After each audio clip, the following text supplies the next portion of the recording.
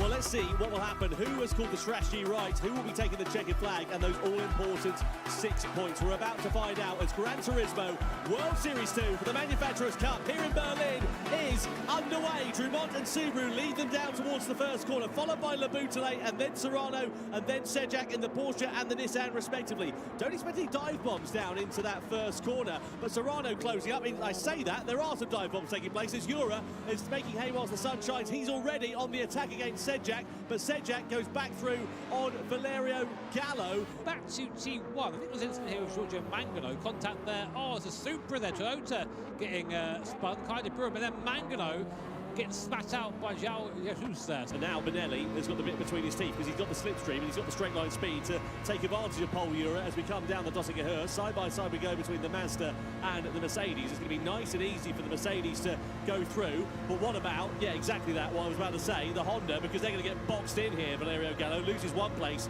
loses two places potentially, because Pole Euro is now side by side with Gallo as they come up and over the rise. It's always a bit tense and a bit sketchy coming through here 2 by 2, but Gallo just decides to not fight it too hard. But Serrano doing a good job of having built a gap actually to the trio of drivers. I say fairly steady because Jura is now on the attack against Benelli as they go side by side, and the door is going to open in for Gallo. There's a bit of contact in the mid part of that right-hander there as Benelli just sort of almost they merged into one. The upshot is the Brazilian driver drops 2 places. Thomas Laboutelet as well, he needs to get ahead of the Irish driver in that McLaren as soon as he possibly can, because all the time he's stuck behind him, he's losing track position, losing time that he's then going to have to gain back up later on in the race. And is Murphy going to have anything to do with defending it? He is. He sort of parks the car on the apex there, denies an opportunity for Laboutelet. So this is music to the ears of Kylian Drumont. Side by side they go. Laboutelet's got the inside line and surely will now finally take the position, but you know he's lost about a second or so in relation to his compatriots. Oh,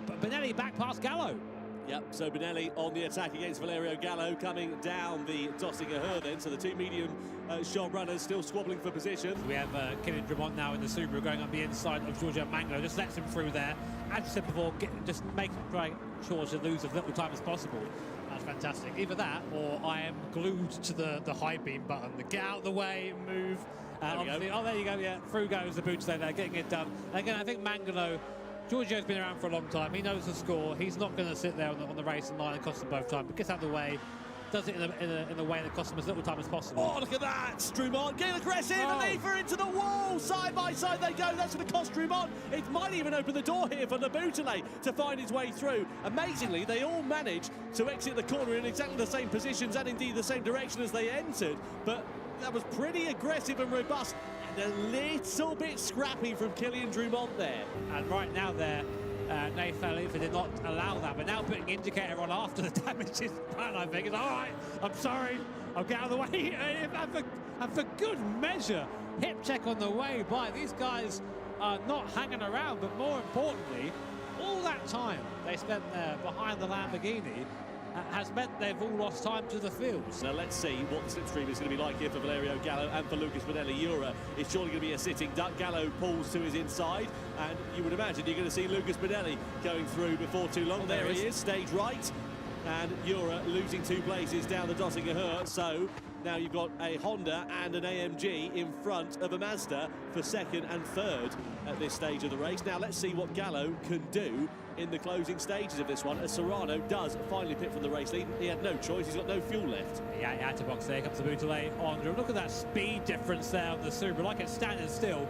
There goes the team BMW and Thomas Laboutelet up into what will be, we think, the overall lead, but we don't know. Right now it's for 10th on circuit, everyone's pitting in, so it'll all shake out once it's done. Oh, a little bit of a sideways moment there.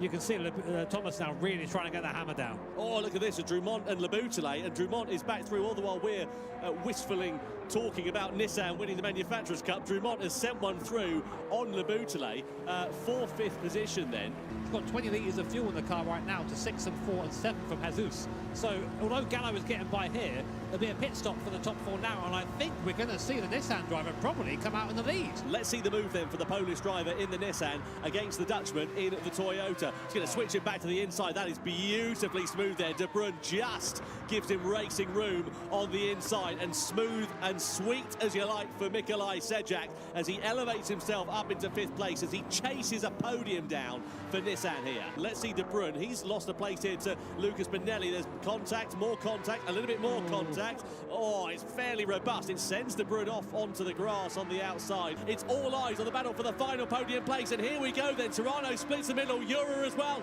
but here comes Mikolaj Sejak on the inside in the Nissan. Has he got the straight line speed? Has he got the advantage to try and use it? The headlights illuminating the darkness as they blast their way down at nearly 300 kilometers an hour, 3 abreast. Sejak on the inside, Serrano in the middle, Jura on the outside as we come over the rise. Jura gets through and into 3rd. third. Serrano versus Sejak for fourth place as they come into the final corners of this race. And are they going to make it? Sejak goes through on the outside to the checkered flag. Kylian Drumont takes victory for Subaru here in Berlin ahead of Lemusley. And third for Mikolaj Sejak for Nissan. What a phenomenal end to this race on his debut in the Gran Turismo World Series. Absolutely fantastic.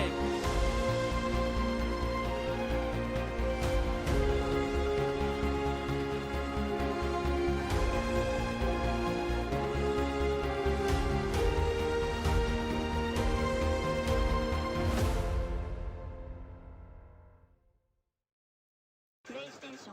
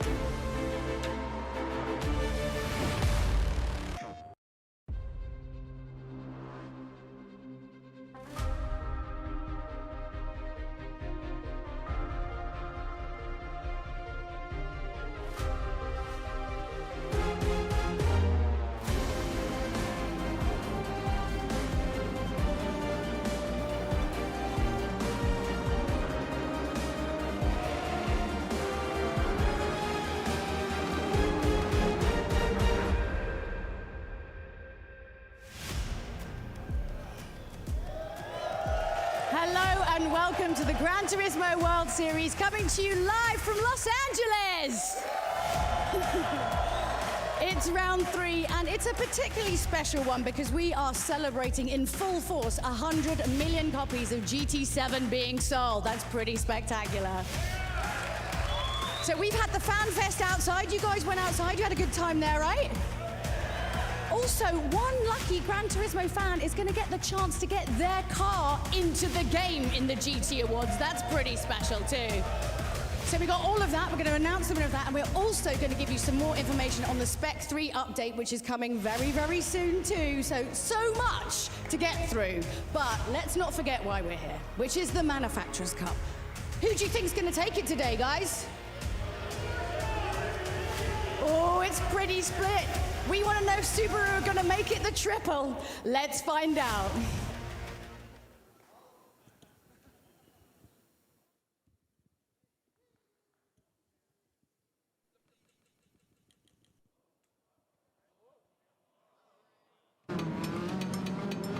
Don't forget that you can get involved with the World Series inside Gran Turismo 7 with the bonus campaign. Just click on the Winners Campaign banner on the GT7 World Map, and that's going to give you the chance to win 1 million credits for each of the Nations Cup and the Manufacturers' Cup by predicting who's going to win. Just think of all the stuff you could buy with that. Don't forget that you can enter and vote right up until the start of each Grand Final. Good luck. Watch the World Series broadcast through your GT7 game, and you'll unlock some special in-game rewards through the Viewers Campaign. Watching the Manufacturers' Cup means you'll be gifted a Toyota Supra RZ97. Tune in and claim your rewards. Everyone likes free stuff, myself included, and here's your chance to grab some. I mean, we just keep on giving and giving, but would you like to know about one more exciting new partnership? I think that's a yes.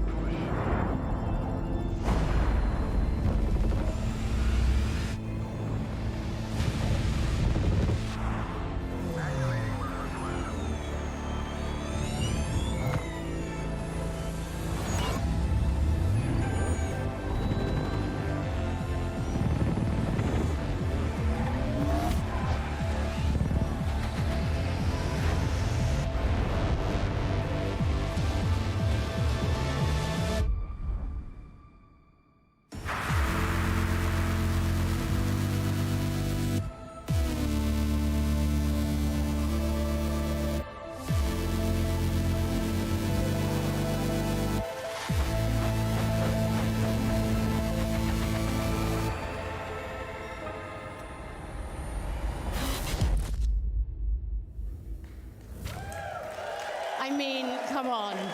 That looks pretty spectacular. And to talk more about this exciting partnership, we have GT Series producer Kazunori Yamauchi. We have Michael Mantz, who is the Chief Comms Officer from Polestar. And of course, occasionally turns up to some Gran Turismo events, Igor Fraga, but also Super Formula driver too. Let's give him a round of applause, please. Michael, let's talk about how this partnership kicked off. Tell us a little bit about that. Yeah, first I have to say I still have goosebumps when I see our video on this like big screen. Shout out to the team from Polestar. You see the blonde guy there, Hunter. It's his film. Congrats, Hunter, to this film.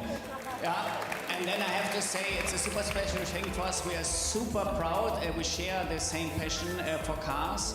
And we at Polestar, we are producing all electric performance cars, and you can imagine it's super important for us to share this excitement. And we believe this is the most powerful platform to do this. I mean, it's amazing. And actually, let's go a little bit more into the car itself. Let's go through some of the details, actually. Yeah, we are super proud. Polestar 5 is really our brand on wheels. We worked 5 years on this car to set new standards. It's completely developed in-house in Sweden and UK. It's on a bespoke platform, bonded aluminium chassis, up to 884 horsepower. And we are really obsessed over every detail, just as you are doing in Gran Turismo. So we wanted perfection also for our car in the game, and therefore we also partnered up with Igor, so it has a reason that he's here. He tested our car on real roads, on real racetracks in Sweden and UK to really make sure we bring the Polestar performance DNA into the game. So we are super excited, hope you get it, and I hope you will all enjoy driving Polestar 5 on Gran Turismo. Big thanks to the entire Gran Turismo team for making Polestar 5, for making our all-electric Swedish performance brand available to this crazy car community here. Thank you very much, guys. I mean, they're going to be excited to drive it. But obviously someone who did get to drive it, I mean, I'm not going to bring up the fact that you came to England and didn't say hi. Rude, going to Brands Hatch. But let's talk a little bit about you doing the digital test driving for this. Yeah, so first of all, it's good to be back on this kind of event. It's a little bit in a different way, but it's really good to be back. I really enjoy being here. And Polestar have invited me to be part of this project. When I first hear about it, I felt like, you know, it's a great experience. So I was like, for sure, I wanted to do something together with them. They're a very passionate company. They're building great cars. It's been a great experience to have driven this car in real life. They handle very, very well. Yeah, I really wanted to make sure that I can capture all the fun fact about the car, about the performance into the game as well. And yeah, it was amazing experience. So was it great when you were allowed to put your foot down finally? Because we know you like doing that. Yeah, definitely, yes. 800 horsepower plus, so it's going to have a crazy acceleration. It handles very smooth on the road, but it's also, the suspension is quite, it adapts really well onto the circuit. So it was a very fun car to push around the track. Yeah, you can tell you had fun, look. Yamauchi-san, so I'd like to know actually, what was kind of your first impression? But before working with Polestar, what was your impression of the brand? はい、僕、ポールスターの車を初めて見たのはアメリカだったと思います。おそらくポールスター2だったと思うんですけれども、その時にね、僕、すごいかっこいい車を作ってるメーカーがあるなと思って、すごく注目してたんですね。で、ポールスターのそのクリーンでエレガントなイメージだとか、そういったものっていうのをすごく注目して見ていたんですけれども、それから何年か経ってこうやってパートナーとして一緒にお仕事できたっていうのは素晴らしいことだなって思いました。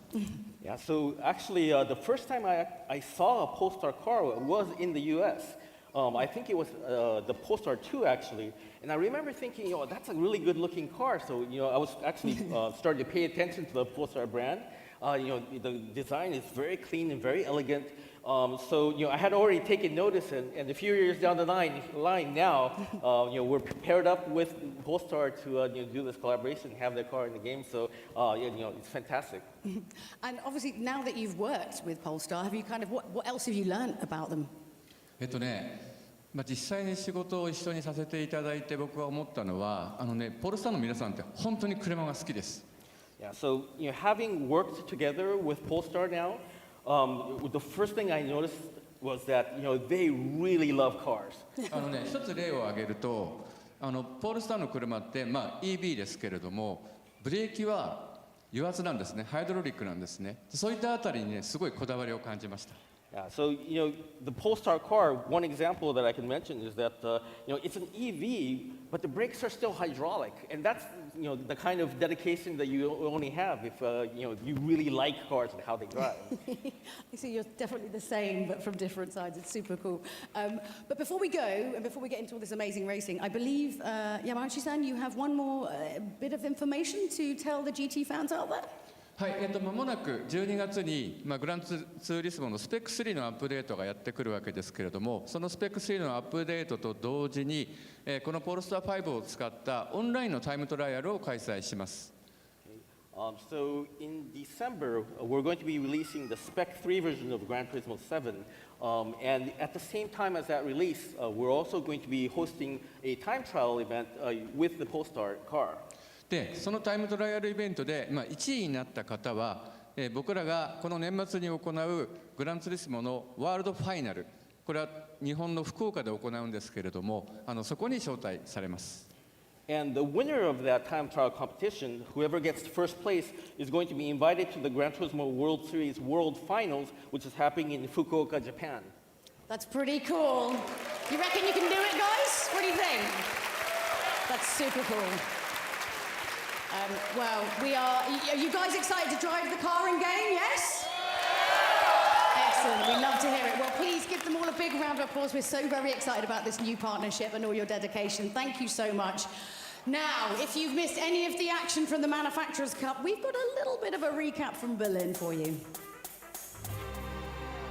Well, let's see what will happen. Who will be taking the checkered flag and those all-important 6 points? We're about to find out as the Manufacturers' Cup here in Berlin is underway. We'll head off that way. Don't expect any dive bombs down into that first corner. I mean, I say that, there are some dive bombs taking place, but Sejak goes back through on Valerio Gallo. Back to T1, presented here with Giorgio Mangano. so much. Contact Yeah, see you later. Super there, Toyota getting spun kind of through, but then Mangano. As they go side by side and the door is going to open it for Gallo. There's a bit of contact in the mid part of that right-hander there as Benelli just sort of almost they merged into one. The upshot is the Brazilian driver drops 2 places. Strumont getting aggressive and Leafer into the wall. Side by side they go. That's going to cost Strumont. That was pretty aggressive and robust. And a little bit scrappy from Kylian Drumont there. It's all eyes on the battle for the final podium place. And here we go then. Serrano splits the middle, Euro as well. But here comes Mikolaj Sejak. The headlights illuminating the darkness as they blast their way down as they come into the final corners of this race. And are they going to make it? Sejak goes through on the outside to the checkered flag. Kylian Drumont takes victory for Subaru here in Berlin ahead of Labusleg. And third for Mikolaj Sejak on his debut in the Gran Turismo World Series. Absolutely fantastic. It's time to meet our 12 competitors as we welcome them onto the stage here in Los Angeles. From the United States of America, please welcome Simon Rosenberger. Making his Gran Turismo World Series debut, he drives for Lamborghini and he has dominated the online qualifiers this season. Let's see what he can do. Next up, the Chilean driver Harold Valson. He drives for Lexus. He was part of the 2024 championship winning lineup. Let's see what he can do. Can he get Lexus's first points on the board of the 2025 season? Next up from the United States of America, please welcome Donovan Parker. Donovan is driving for Ferrari. It's his 6th year of competition in the Gran Turismo World Series. He's yet to take a victory. Could tonight be his first? All the way from Canada, please welcome Trent Jeffrey. Trent is driving for Team Honda. He's 25 years old. This is his 3rd year of competition. And outside of GT, he's also a drummer in a rock band. Let's see whether he's got the rhythm to take it to the front tonight. From Brazil, Arthur Mosso Nunes, driving for McLaren. Formerly raced with Porsche and Renault in the Manufacturers' Cup. He's 25 years old, now at the wheel of the McLaren. Let's see what the Brazilian driver can do here tonight in front of the crowd in the United States. From France, Noah Lazuna. He drives for Mercedes AMG. He's making his debut in the Gran Turismo World Series is Lanuza. 7th, as you can see, in the online qualifiers in the EMEA region. Keen to see what he will do on his debut in the GT World Series. From Brazil, Adriano Carranza drives for Team Toyota. It's his third season racing for this team. He's taken 2 wins in the GT World Series today. Could he make that a triple here tonight? Next up from Chile, it's Angel Inestrosa for Team Porsche. Angel's a 5-time winner. He was part of the near championship winning lineup for this team back in 2023. Porsche still looking to get off of the point scorer. They're 5th in the standings at the moment, and have got a bit of a mountain to climb here tonight. Next up from Canada, it's Samuel Cardinal. Samuel's driving for Mazda. He's a young Canadian hotshot making his debut this season in the GT World Series. Just 18 years old is the Canadian driver. Let's see what he can do in front of the American crowd here today. Celso Filho from Brazil drives for Team Nissan. He's also making his debut in the Gran Turismo World Series. He's a King Carter, and as you can see, qualified as part of the online championship in the Americas region. Randall Hayward from the United States of America is driving for Team BMW. He's had 3 wins in the GT World Series, all for that manufacturer. Can he add to that tally here tonight? BMW second in the standings going into this event. And last but not least, from the United States of America, give it your all for Daniel Solis. Daniel's driving for Team Subaru, the 2-time manufacturer's champion. He's 30 years old and will be looking to try and add to Subaru's dominant run of form in 2025.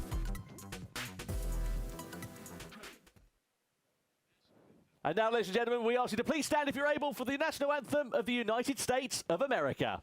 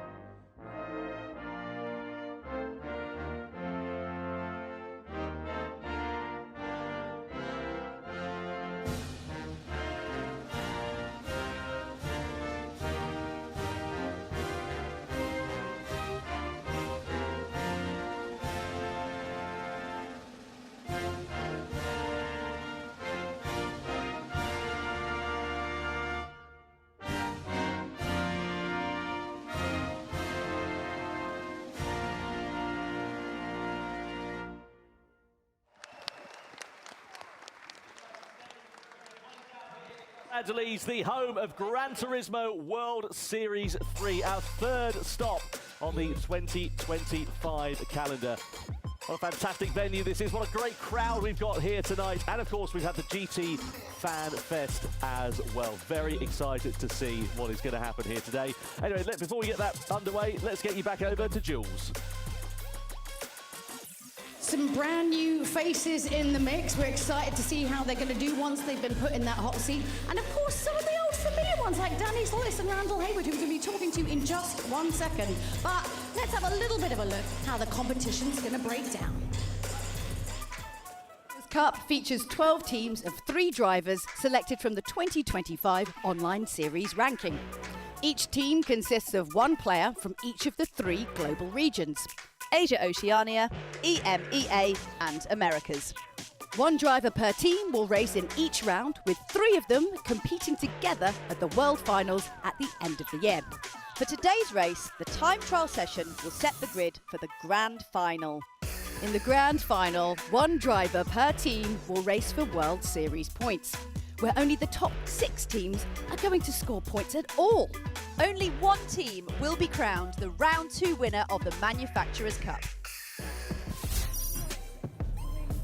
format, and here is how the points stand after 2 rounds of the GT World Series in 2025. You can see Team Subaru have made it 2 wins out of 2 rounds so far. BMW, they're just 2 points adrift, having finished second on both occasions. Nissan in third, they're tied on points with Mazda. Porsche, Toyota, Mercedes and McLaren compete the point scorers. Crucially there, you can see in 9th place, Lexus, last year's champions, no points on the board. They need an absolute miracle to try and turn it around, and they need to get a victory here tonight. Anyway, it's our first time in the United States of America since 2019, and what better to welcome a new member to the Gran Turismo family, Parker Kligerman. Parker, great to have you here. Thanks so much. Thank you for having me. I'm honored to be here. I just love Gran Turismo, and I love the Gran Turismo World Series. Watching it grow and grow has been amazing, and just great platforms for some of the best in the world display their skills on a massive stage. It's very cool to be here. Yeah, it's going to be super exciting to see what happens here tonight in the Manufacturers' Cup. Let's have a look at the season format, though, just to guide you through how it's all gone down in 2025, because as you can see, it's been a really interesting and exciting affair. We started things off in London, then we went to Berlin in September. We're now, of course, here in Los Angeles tonight, and then the World Finals take place in Fukuoka right before Christmas. And it's going to be really interesting to see how it will play out, all the different sort of ebbs and flows, and the points and the consistency that the teams and the drivers need over the course of these first 3 rounds of the season can't be underestimated. No, and we've seen some of the manufacturers. Right now it's Subaru up there dominating so far, so if you're driving for some of the other manufacturers, you know the pressure is on right now to rise up and find another level of performance to try and beat them. No doubt about it. We've had the GT Fan Fest here, some of the most incredible cars I have ever seen. Modified cars, and you can see just as far as the eye can see, it is an absolute dream out there. Went and spent a little bit of time, saw all the setups, the cool cars, amazing. Yeah, incredible. You can see there as well, Fukuoka. Scan the QR code at the bottom right-hand corner of the screen. Tickets now on sale for the World Finals on the 20th and the 21st of December. We really look forward to seeing you there and capping off what has been another phenomenal season in the GT World Series. Anyway, we're about ready to get things underway in a few moments' time, but let's head back over to Jules and catch up with a few of our competitors, some of the hometown heroes here this weekend. Yes, hi guys! How is it being, I mean, you've got hometown advantage. How do you feel? Because the crowd are so behind you. It's good, right? Yeah? That's got to feel nice, right? Yeah, it feels great. It feels great to have so much support, and it motivates me even more. Yeah, how about you? How about you, Danny? How am I? Yeah. Nervous? Oh, you're going to be fine. It's going to be great. You've done this so many times before, and you haven't got this. Normally, you don't have this huge, massive crowd being like, Danny, Danny, Danny, you know what? Danny, Danny, Danny, Danny. See? The last time we were here in America, we were in New York. This is a better crowd. Look at all that noise. Let's go. I love it. Let's get some bi-coastal feuds on the go. Okay, so obviously, you know, you're kind of, you've got a lot to kind of like play. What do you, okay, first of all, let me calm down. First of all, I get a bit too excited about all of this. First of all, what are you going to do? Because obviously your BMW are like just behind. It's been the same for like round 1, round 2. What's the strategy going to be? Because you need to push past, you need to better what Danny's doing. I'm going to prioritize track position and try to leave out of here with some points for the championship. Yeah, you're going to do better than that. That's going to be great. Danny, what about you? Because obviously, you know, I feel like you've got like the most pressure because obviously, you know, you're right out in front. But like, how are you gonna keep a hold of that lead? I don't know. I'm not the greatest. I had a really hard time in practice today, so. That was practice. It's a game of survival, I think, in my case. Yeah. You know, hopefully scrap a couple points, but honestly, I don't know if that's going to happen today. Look, practice is practice. It's not the same as on here. That's like fresh slate. You think you can do it, right? Come on. Like, we all believe in you. Practice was practice. It's completely different to what you sit up there. So. I'm glad you guys believe in me more than I believe in myself, so thank you. You guys are going to do great. You've got this huge crowd behind you. We're so excited to see how you do. Go sit down, relax. Well, I say relax. Get ready. And yeah, we believe in them, right? Let's give them one last cheer.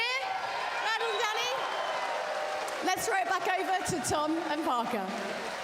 Yeah, thanks very much indeed, Jules. Looking forward to seeing how Randall and Donovan are going to get on here tonight. As you can see, a smorgasbord of drivers on the grid for this one. Some new faces, some familiar ones. I'm keen to see what's going to happen here tonight because there are some big moments, big opportunities on offer for some teams. There definitely is, and we spoke to Donovan Parker earlier today, driving for Ferrari, and we asked him, what do you think out today? And he said, I'm here to win. Yeah. And then we talked to every other driver, and they said, I'm here to win. So everyone thinks they have that possibility. Maybe Daniel Solis didn't feel like he has a ton of confidence, but everyone coming here with the idea that they're here to win. No doubt about it. Now, Mazda are third in the championship going into this one. Samuel Cardinal's behind the wheel. Let's have a look at this R-Race Vision car. You can see it's a fictional car. It's not something that you can go and drive in real life. Front engine, rear-wheel drive, naturally aspirated. It's got a rotary engine, and it's putting out an incredible amount of power. Samuel Cardinal, just 18 years old. And look, the pressure here at these GT World Series events is incredible. It's one thing in your sitting room at home with, you know, your cat and your dog and, you know, your sodas in the fridge around you. When you're on a stage with people shouting and an amazing audience, it's one thing, it's completely different. When we go to that shot showing the faces of the drivers, you can tell the intensity that's around them and just the feeling of focus that they have at that time.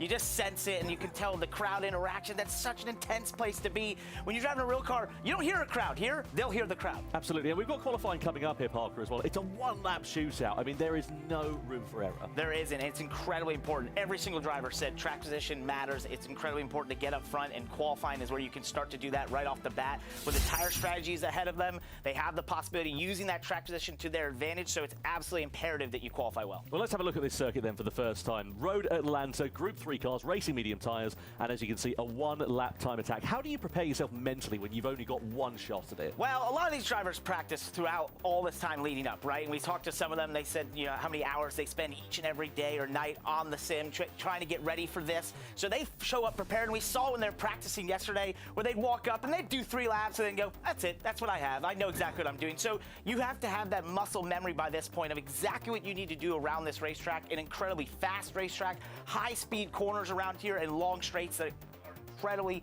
important to the lap time getting on those long straights. Yeah, it's a no margin for error sort of circuit. That first sector in particular, you know, it's a good one. You're one side of the steering wheel, but it's a roller coaster, isn't it? It is. It's blind crest at the top into 2 over 3. Then you shoot down through the S's. It compresses the car down, and then you sort of go up towards turn 6 to 7, and that long back straightaway where you've hoped that you've gotten the run you want towards the incredibly important braking zone into the 10 chicane. Yeah, you got the drivers there on your screen at the moment. They are primed and ready to go, and you can imagine that the heart rate's going to have gone up by a few beats per minute, hasn't it? It's hitting the limiter right now. This is the worst part. This is the moment you're thinking about everything. You're thinking about what you're going to do for the lap, but the best part is when you actually get going, the heart rate comes down a bit. That's where you can focus on the task at hand. Get yourself into that sort of flow state, really, yes. Isn't it? Yeah, no doubt That's about what it. I hope to find every time. I don't know if I do it every time, but I try.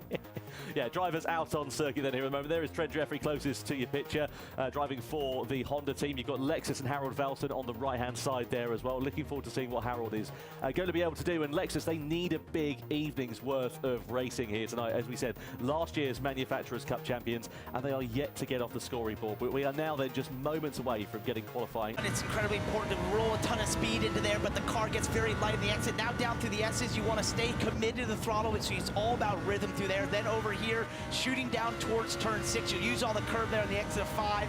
Down this back straightaway, it goes into a downhill braking zone. That's kind of a theme here at Road Atlanta. Into 6, and this sets you up for 7. This is possibly the most important corner on the racetrack. He's got a penalty there. He has, and that doesn't mean that lap time will be disallowed, so he'll be starting from the back of the grid unless anybody else, of course, gets a penalty. So that's, you know, we're not even halfway through the lap and it's gone. Can't do that. Can't do that. And you'll see that through the S's because it's hard to stay full throttle down through those S's, but it's worth so much lap time if you can. So that's definitely where he got that, and where a lot of drivers will struggle with the track limits. Yeah, and we talk about that pressure, and that's just an example of it. You know, Simon Rosenberger, as we said, making his Gran Turismo World Series debut. He's a young lad, and it's so easy to just make those slight errors. So let's see what it looks like as he comes through into the final sort of part of this lap, making his way round through that final corner. And we'll get at least a reference lap time there for him. A 1:19.274 for Simon Rosenberger. Then what about everybody else in terms of the sector times? We can see Harold Valton, he's on your screen at the moment, the Chilean driver for Lexus. As we mentioned a couple of times already, they need a big weekend here. They need to get qualifying sorted, because it will just give them one fewer headache to worry about fighting their way through the field in the race. Harold Valson, he knows how to drive this car. He's very familiar with it, part of the winning lineup that won the Manufacturers' Cup in 2024. He goes to the top of the time sheets, a 1:18.5. That's a bit more like it. And that's more like we expected from what we saw in practice. They even got down to 17s late in practice, but we'll see. I expect a low 1:18, could be towards the pointy end of the field right here as we've watched Donovan Parker heading this downhill braking zone. Easy to overcook it here. Got through it nicely. Yeah, it was 2/10 up in that middle sector there was Donovan Parker, returning to the Gran Turismo World Series, and that's aging Ferrari 458 Italia. It's a little bit long in the tooth, that one now, but he makes his way around the final corner. Might be an old car, but it's certainly a fast lap time there. A 1:18 at 2:73 for the American driver. Now, Trent Jeffrey in the Honda NSX. Honda have had a difficult time of things over the course of the 2025 season. They're one of 4 manufacturers yet to get off the bottom of the scoring board. Could Trent be the answer that that team is looking for? Making his way through, looks okay so far. In terms of the sector times, he was actually pretty handy in the middle sector. Not the fastest we've seen, but not the slowest either. Lost a lot in that last sector there for him, and it looked like into 10A and 10B, just maybe a little bit conservative, I would say, in the braking zone there, and possibly gave up the time there. Yeah, let's see what Artur Mosso can do then as well. He's on his out lap then here, so now ready to begin his one and only flying lap is the Brazilian driver. This McLaren machine, as you can see, mid-engined, and first corner, again, looks okay. What are we looking for here in terms of the behaviour of the car through this first sector? It looked very smooth. That's not always the best thing through there. You want to always see them chuck the car. Then as we go down to these downhill, that's just watch how he works the wheel, almost trying to flick it into this corner. Now catch that curve, perfect. Don't go too far and get a track limit.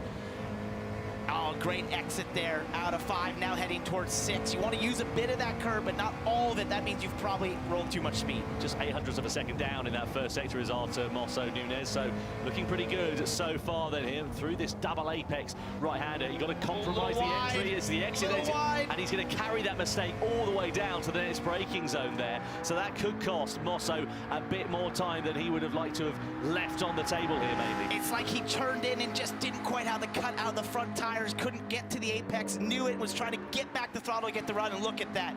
Loses almost 3/10 now in that sector. Yeah, coming down in towards the braking zone, so he's going to have to try and make that up in the final sector, but the problem is when you're down, when you're sort of on the back foot, it's just so easy to snatch a brake, overdrive the car a little bit really here, so Mosso just needs to keep it quite clean and quite tidy and just limit the damage from that, what was a very slight error. Out of the final corner, he goes 3rd quickest, so he's in front of the Honda, in front of the Lamborghini, but not the quickest time that we've seen so far. What about Lanuza then, the Frenchman? This is Noah Lanuza. It should have been Lucas Bonelli who would have been behind the wheel. Great first 2 sectors here. Good. Yeah, all about this braking zone, getting the car across that curb. Now back hard on the throttle. Use the curve there. You can see him stabbing away at the throttle there, just trying to find traction, trying to find a bit of grip, but looking pretty good here through that final corner. Front engine, rear-wheel drive Mercedes, and he goes to the top of the pile by nearly 0.3 of a second. That's phenomenal there from Noah Lanuza, the driver who makes his debut in the Gran Turismo World Series. And at the moment, he's chucked it to the top of the class. Fantastic. What about Adriano Carrazza in the Toyota? Toyota, of course, former Manufacturers' Cup champions in years gone by. And let's see what Carrazza can do. We know he's fairly robust in terms of his driving style. He's not afraid of getting his elbows out, but is that going to translate into a strong lap time here? He goes over the line. He's 3rd quickest, so demotes Walson, demotes Mosso Nunez, Jeffrey and Rosenberger down a place, and not a bad lap time there for him. We also spoke to Angel Estrosza earlier on here, Parker, and he was pretty feisty. He said he wants to go out there and win. Used a lot of curb on the inside of 10A there. That set him up nicely for 10B. Didn't have the best first 2 sectors. We'll see if he picks something up in the 3rd sector.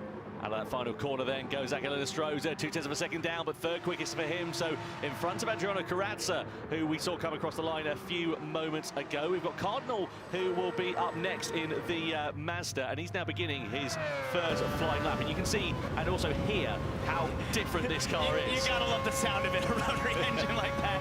High-pitched squeal almost, screaming as he goes over the crest here into 2-3. Little wide on the exit. You want to be further over on that right side apex curb.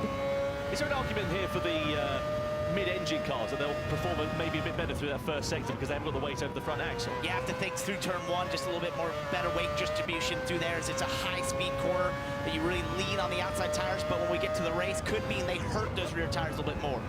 coming down in towards this double apex right-hander. This is where we saw a mistake earlier on from Harold Valson. He just made a little bit of an error on the exit curve there. It's so a little easy. wiggle there. Yeah, same thing, exactly that. It's so easy to just light up the rear tyres a little bit more than you were expecting. And again, you carry that mistake all the way down to the next braking zone. And that's the thing, you're thinking about it the whole way down this back straightaway. It goes on forever, it feels like. And once you've made that mistake, you see how the time has gone away, almost 4.5 tenths off P1 right now. Just lost so much time there from that turn 7 down that back straightaway. Yeah, coming through into the final sector then here for Samuel Cardinal. So it's not going to be a lap time that's going to trouble the top of the order, but maybe Mazda can get themselves in towards the mid-grid. 6th fastest, that's about as good as they could really have hoped for there. Half a second away from the quickest time. But, I mean, if you look at the lap times there, we've only got, you know, sort of under a second, well, we've got a second and a half under that even, separating all of the drivers at the moment. Basically 8 tenths, yeah, you know, right so here, tight, for sure. And if you're in the top 5, it's half a second or less than that right now. Another driver making his debut then is Celso Filho, the Brazilian driver for Nissan. Nissan, former Manufacturers' Cup champions back in 2023. This is his debut Gran Turismo World Series event. He's pretty used to doing a bit of karting in his spare time. Is Filho then. Bit off the pace here, having a problem with his brakes we're hearing right now. So just sort of putting in a lap to sense that out, see if he can fix that. That's such a shame there for Filho there, because that's going to be, you know, back of the grid, and that's just, again, giving you more work than maybe you'll have wanted to do, and you can see that reflects in the ultimate lap time. What, 6 seconds off the pace? What about Randall Hayward? He goes 8th quickest in the BMW, so the team that are second in the standings don't have a particularly brilliant qualifying. Now, what about Danny Solis? He's been part of this Subaru team when they've won the Manufacturers' Cup on 2 previous occasions. We know this car's not the quickest in a straight line, and look at this, nearly 8 tenths down. Yeah, that's just hurting it right now. And you know, he was nervous beforehand. He told us when he was being interviewed in front of the crowd, had the crowd pumped up.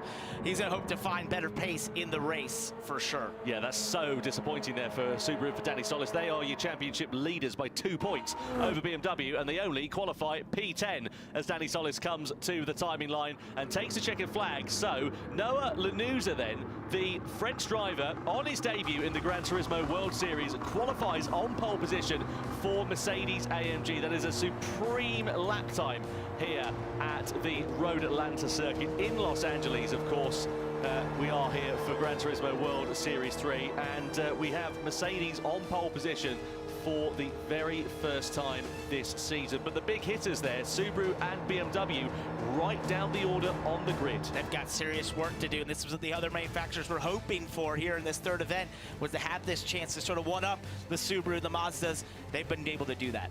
And if you're a driver that perhaps hasn't qualified as well as you would want to have done, how do you put that into the back of your mind, ready to go into this race? You know it's a long race. You know there's strategy involved. You know the tires, you know, tire conservation could be a part of this. And so you just have to sort of adjust your strategy, understand what was the strategy you were going to go in with. If you were up front, okay, what was the one you were going to have if you weren't up front? And that's what those drivers are doing. And they'll be assessing that through the race as they go through and manage their tires. And especially some of those that were a little slower are hoping maybe they can manage those tires a little bit better than the faster cars. See some highlights then here from this qualifying session. Lanuza it was who set the early pace in that particular part of the session. This is Angel Inestrosa, part of the team that nearly won the championship back in 2023. If you remember a couple of years ago, Inestrosa, a driver who's held in very high esteem.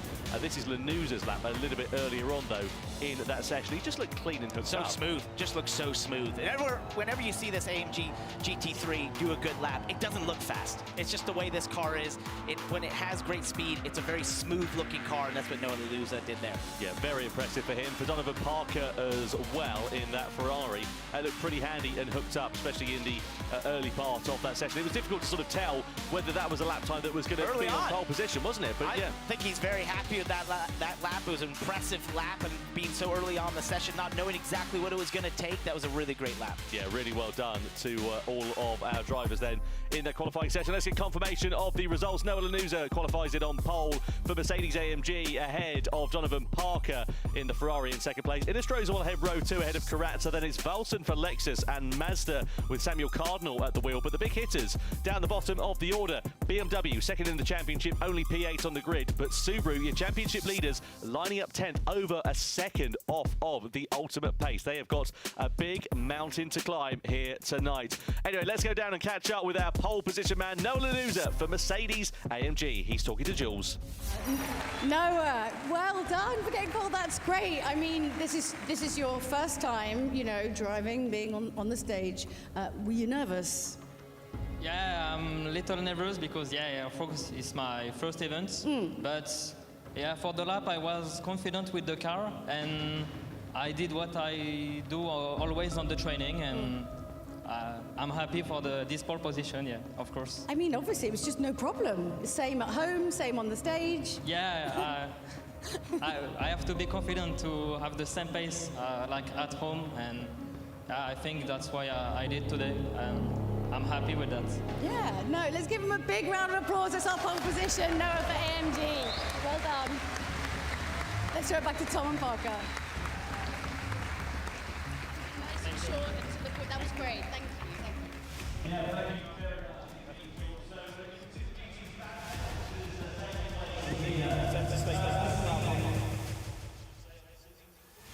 Machinery that has been on display here today. I have to say, I am very jealous. I know, some of the creativity, those tuner cars. I saw that Supra out there. Yeah. That was so good. It was so pristine, clean. I was like, oh, I love this. You could smell how clean it was, how new it was. Yeah, it was amazing. It really was amazing. And it's not over. We've got, got some performances later on here tonight, and we've got, a clothing drop as well. Little Yachty. Yeah, I know. Can't wait. I know. I heard him doing his sound check earlier. It sounded tip-top. Lucky you. I know. Lucky I know. you. What a treat. I'm going to be there. I'm going to be out there. What a treat. Don't forget, by the way, scan the QR code on the bottom right-hand corner of your screen, because you can tell us who you think is going to win the race. If you predict the winner, and there are some prizes on offer here today as well. All in game on Gran Turismo 7. Go on to the game. You'll find out all the information about it over the course of this evening. So get yourself involved with that. Anyway, we're now getting into race time here for the grand final, Parker, and of course we're at the Road Atlanta circuit. We're in Group 3 cars, but now we've got medium and soft tyres, and we've got 30 laps as well. It's going to be a two-stopper, this one. It definitely will be, so it's going to be deciding where you use those softs. I expect some of the cars up front probably to start on softs and try to use that to sort of vault away from the field, but if you're more in the mid-pack, especially for the Subaru, the BMW team, you have to be thinking, they're wondering, hey, what do we do here? Where do we want to use these tires to our advantage? And the key is trying to have those softs on in times that you feel like you might be in a little bit of clean air, that you can really use the speed of those tires. Well, our Gran Turismo wizards have been working away furiously behind the scenes. And this is the strategy that they have come up with. You can see, if you start on the soft tyres, you're going to go for as long as you can. 8 laps, maybe 9 if you're really a bit of a tyre whisperer, is about as much as you can eke out of that. But you've got to use at least both tyre compounds at least once during the race, essentially. You can see the pit loss time there is 19 seconds, 6 seconds for the tyre change, and refueling speed 3 litres per second as well. There is one big long back straight down here, but saving fuel at this circuit, I can't imagine it's going to be an easy task. It's not, but you would have a little bit of benefit of the draft there and that sort of thing, being able to save a little bit of fuel. You can lift and coast in that downhill braking zone. That helps a little bit, but I think tire management is really going to be the key here, because you just have these high-speed corners that abuse that left side tires, especially that left rear. Now, in terms of this circuit, you had a little go on it yesterday. I did. It doesn't look as good as some of the others we're seeing out there, these pro drivers, but I did. Was talking about the turn 1, 2, and 3 complex. This is a highly committed corner. You see me get a little bit of a wiggle there. You don't want to have that happen, but then as you head up towards turn 2, it's a blind crest, and then you have to try and find yourself going right. You want to use more of that right side curve than I did. There's my wiggle. That's not good looking. But nonetheless, if you get over that crest, you've got to pick a point to sort of reference to be able to get the car to the right, and that's a key part of this racetrack. Well, a reminder of the starting grid for this one. Noah Lanuza, the Frenchman, on pole position for Mercedes-AMG in his debut GT World Series event. You can see there the top 6 separated by just half a second. The whole field, but for Philo, who of course had some technical problems in that session, was separated by just 1.2 seconds, so incredibly close in terms of the gap. So something to keep an eye on, and very interested to see how it's going to look over the course of this 30-lap race. Now, the winner predicting campaign that we were speaking about, if it goes your way for BMW, you quit in, but it's quite tight there at the top, actually. And that's qualifying 8th. That'd be a tall task right here. We've seen it before. We're using strategy that you can gain that track position, but that's going to be a seriously tall task. I like the vote there for Porsche. I could see that happening for sure. Daniel Solis and Subaru, 17%.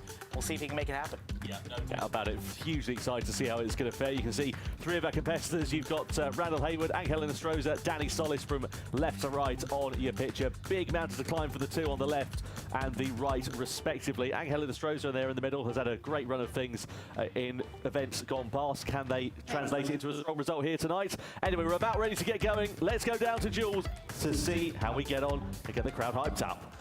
Right, we are just moments away from the grand final of the Manufacturers' Cup Round 3. Is Subaru going to pull it through, or is Noah going to one-stop mic drop and do it? What do you think, guys? We're going to find out.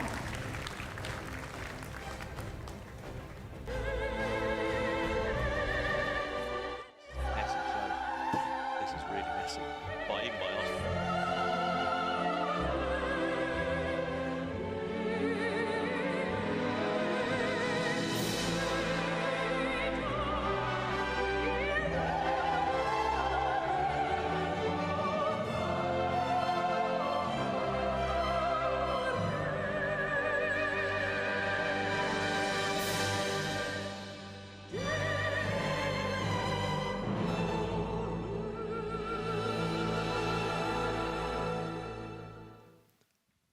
It's time to go for the final of the Gran Turismo World Series for the Manufacturers' Cup. 12 drivers on the grid. Michelin Raceway Road Atlanta is the venue.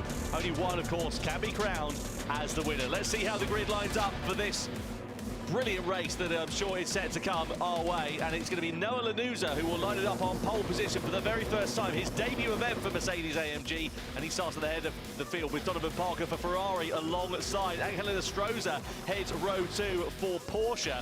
Adriano Carrazza alongside in the Toyota Supra. Next up is Harold Belson in the Lexus. They've got no points so far this season, and Mazda also looking to try and add to their tally, sitting third in the championship. Bosso Nunez in 7th place with Randall Hayward lining up P8, second in the championship of BMW. 9th is Trent Jeffrey for Honda, but the championship leaders Subaru with Danny Solis at the wheel for this event lining up only in P10. Then Simon Rosenberger is in 11th place with Celso Filo, the Brazilian driver, lining up in 12th position right at the very back of the field. Now, medium and soft tyres available for the drivers, and interestingly here, Parker, we've got all of the drivers who are starting on the medium tyre, so not any divergence in strategy. Well, apparently they heard what I thought and just did the exact opposite. Apparently, that's what everyone thought. Was that, hey, whatever he says, I'm going to do the opposite, so that makes sense. But hey, we'll see how that plays out. We saw some of the Wizards, what they had put together in terms of strategy. We'll see if this pays off to have those mediums first. Yeah, absolutely. I wonder if you might see someone going for a pretty unique strategy, maybe going for a shorter stint on that medium tyre, trying to get them off earlier, perhaps after only a half. If you can make the softs last. Exactly. That'd be the key. If you can make the softs last. You'd have to defy what we thought was 8 or 9 laps, maybe, that you can make them last. Hey, never underestimate these Gran Turismo competitors. They are incredible at just thinking on their feet and adapting to these conditions and circumstances. And, you know, if you're a driver that's starting a bit further down the field and you've got progress to make up through that field, there is an opportunity to make it. Let's get ready then to go. The grand final for the Manufacturers' Cup for Gran Turismo World Series 3 here in LA is underway. It's Lanuza who leads the field down towards turn 1, followed by Donovan Parker, followed by Angel Enestrosa, followed by Adriano Carrazza. A rolling start will spread that field out, so no dive bombs into these first few corners. But let's see how it looks as we get ready to go through that first sector and on towards the back straight for the first time. But nice and clean through those first couple of turns. Exactly what we're expecting for Noah Lanuza. He, of course, is the driver who's punching the hole in the air in front for the field that's following behind. And expect the field to sort of compress once we get to the backstretch there, and sort of towards the end of the backstretch for sure, as they're able to draft a little bit here as we head down into turn 6. This sets up into turn 7. You just have to consistently nail this turn 7 corner.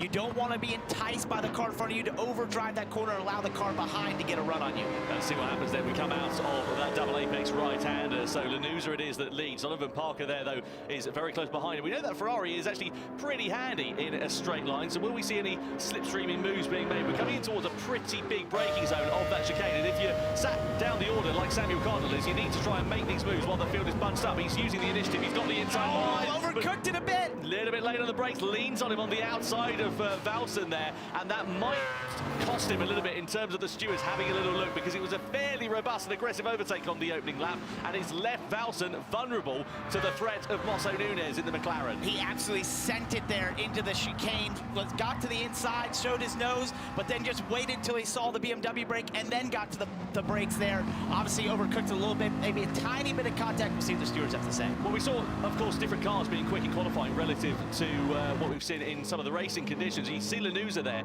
He's really pushing the limits here in this first one, just kicking up a little bit of grass at the start of this second lap, and I wonder whether that might leave him a bit vulnerable. Maybe he's just overdriving in these first couple of laps, pushing the car maybe a bit too much and just making a few mistakes, because even though your car might be quick in qualifying, there's no guarantee that that translates to a quick race car. And that's what Donovan Parker was loving to see there, was him pushing just a little bit further than he wanted to, maybe a little bit of understeer through those S's. That's allowed Donovan Parker to be right on his tail as we get this long back straightaway. We saw the move there by Cardinal down to this braking zone. That should be the typical place you're going to see moves at this racetrack.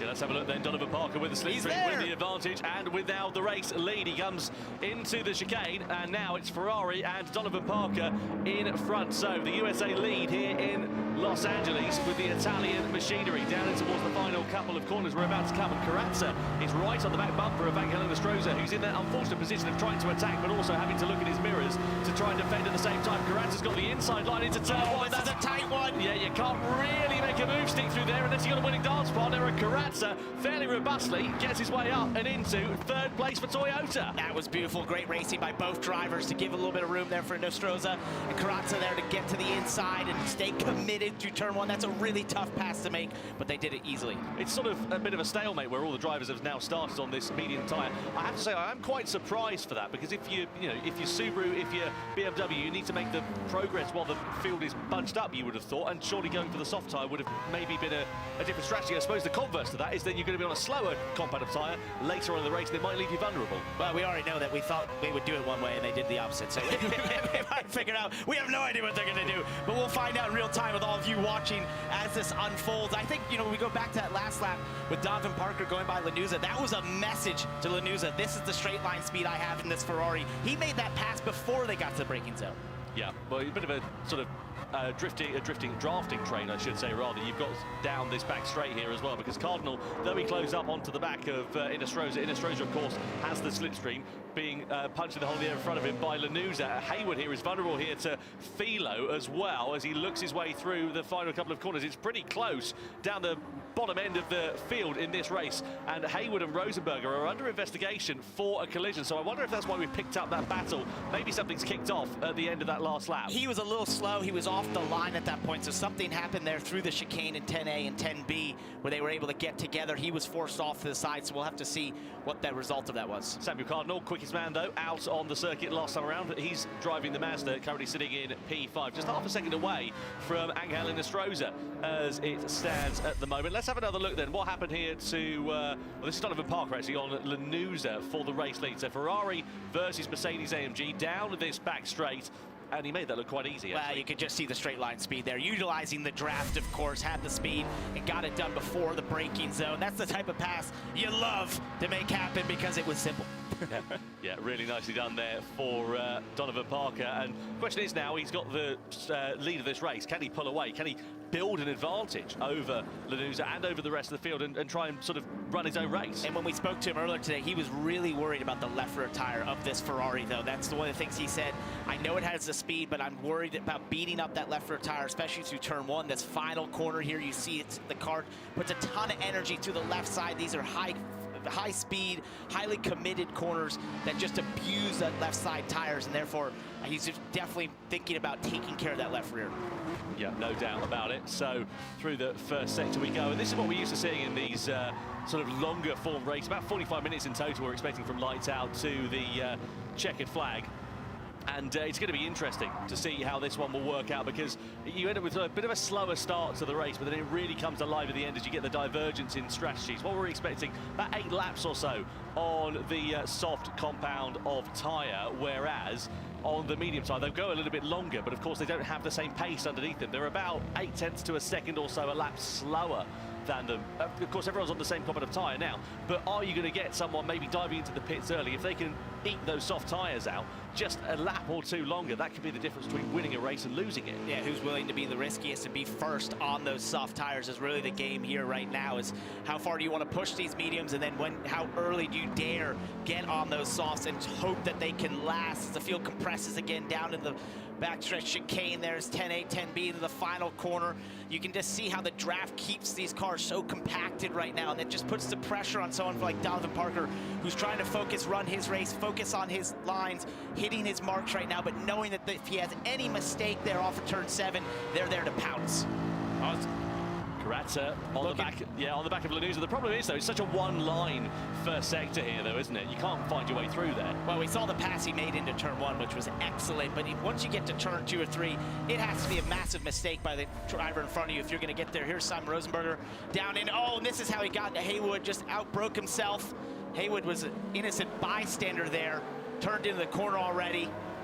You can see him shaking his head. It's not what you want to do. No, big disappointment there for Randall Haywood. And, you wonder whether the stewards might be taking a look at that. I have to say, also for Subaru and for Danny Solis, it's not going his way at all. He's 5 seconds now off the back of Simon Rosenberger. Made that 10 seconds. He's clearly made another mistake on this lap, and he's just dropping like a stone. And clearly, he is struggling out there on the circuit, and that's not what Subaru needed, because this could be a race that if they finish down there, they'll of course be scoring no points, and it could cost them the lead of the championship going into the World Finals.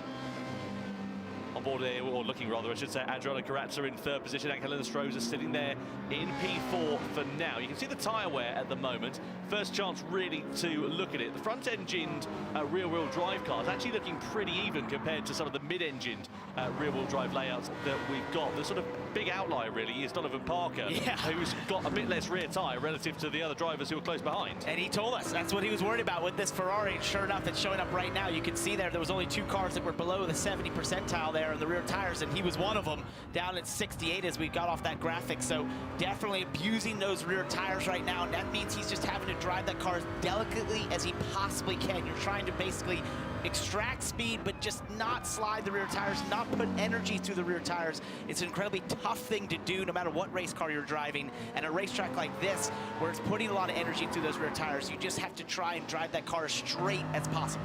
Yeah, no doubt about it. Looking here then at Adriano Karatsa, we ride on board as he has got a face full of Noah Lanuza. We come down this back straight.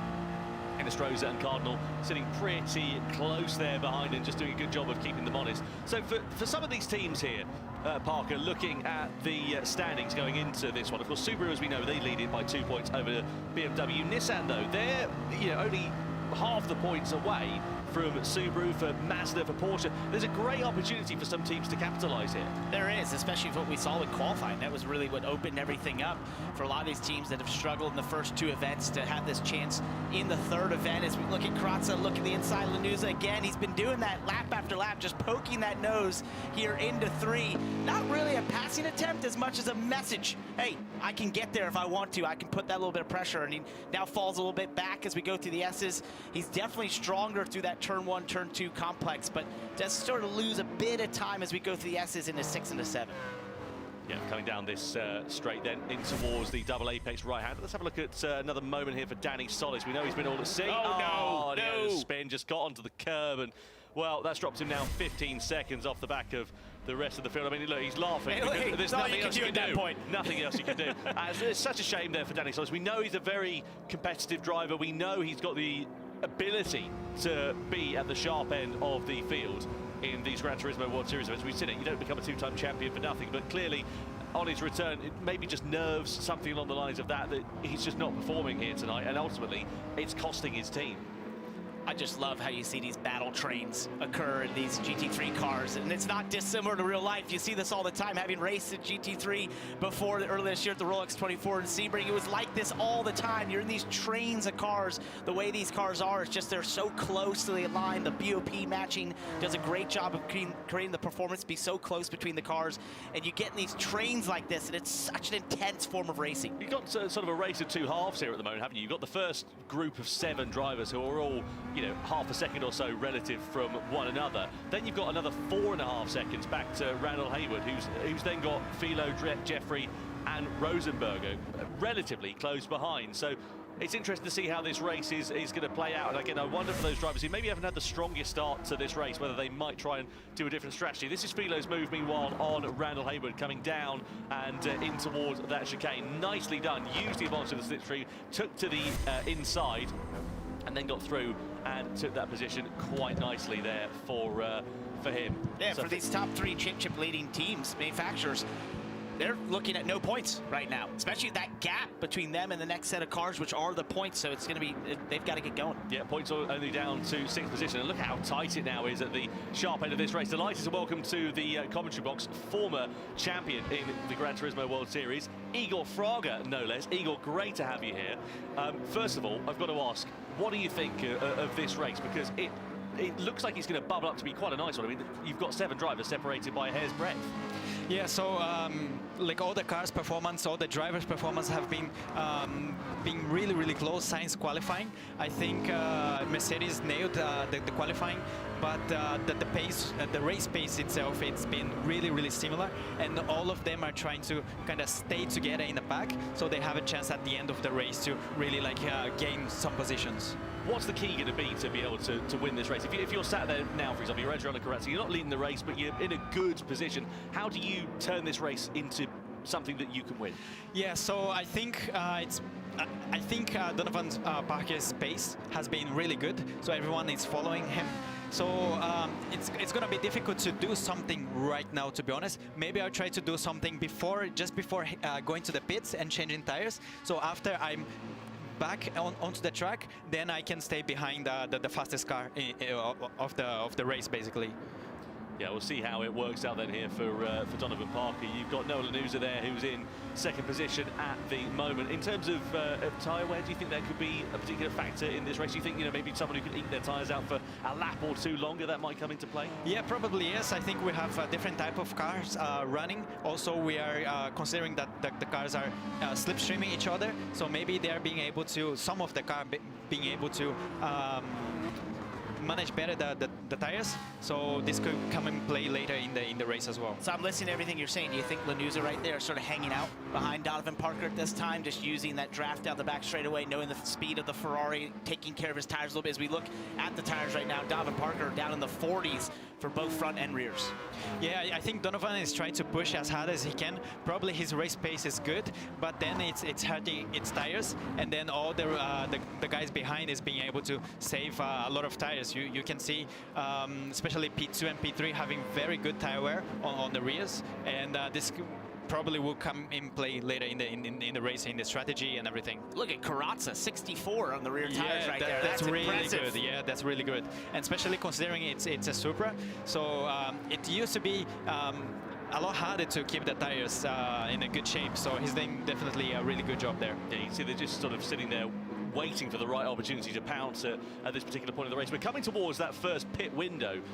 Really, again, the tyres, they're getting warm, but they're not quite at that level. But given another lap, maybe another couple of laps or so, and we might see the first drivers beginning to blink. You would imagine, given the difference in tyres, especially for Donovan Parker and his rear tyres, that he's going to be boxing before anybody else in this race.